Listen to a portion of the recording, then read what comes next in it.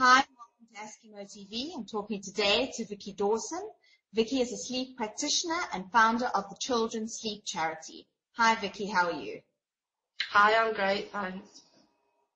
Vicki, today we're going to talk about sleep behavior and your baby.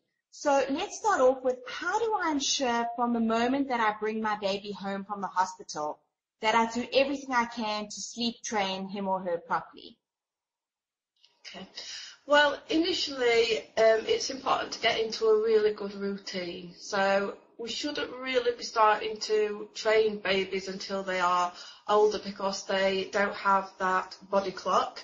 So not really until they're about 3-4 months old does that develop.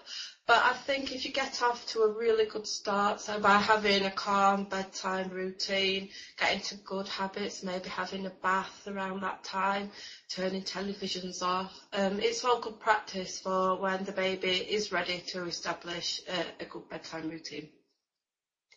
How can I decide whether a crib or sharing sleep, co-sleeping is better for my family? I think that's really down to personal choice, and some families do choose to co-sleep for cultural reasons or because that's the choice that they feel more comfortable with. And I think what you need to do is to look at the research about safety issues and make sure that you make the most informed choice that you can and the best choice for you and for your family. What should parents know about sleep cycles and how babies sleep? How much sleep do babies need? It tends to vary, as it does for adults. We've all got individual sleep needs, but there are some average sleep need charts out there, and the one that I use is by a lady called Lynn Quinney. And so, for example, in the daytime, a very young baby would need about 8 hours sleep, and about 8.5 hours during the night. And obviously, the daytime sleep will decrease as baby gets older, and the nighttime sleep will increase. At what stage should I transfer my baby from the crib to the bed?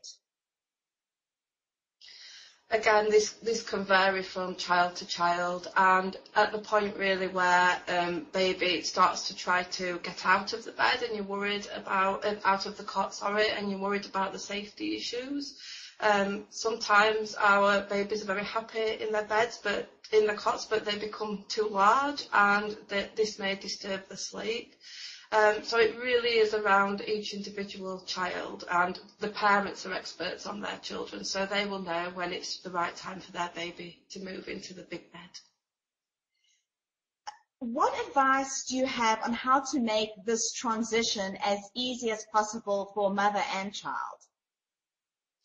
It's a good idea to put the bed in the same place that the parents had the cot, so that the child's familiar with the surroundings. So try to keep everything else the same.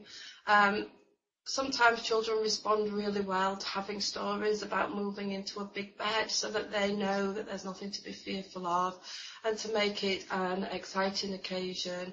If the parents use comforters, they should be in the bed as well. And Vicki, just to end off, is there anything that I should do with my baby to ensure that he or she does not develop sleep issues as a toddler?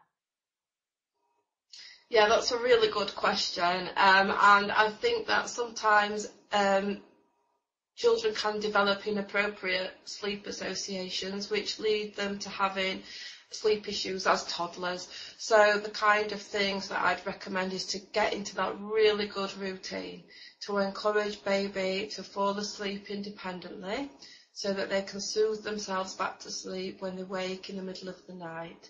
And it's really about being consistent. So consistency is the key message. So when you set out with a routine, keep doing that routine each night at the same time, do the same thing.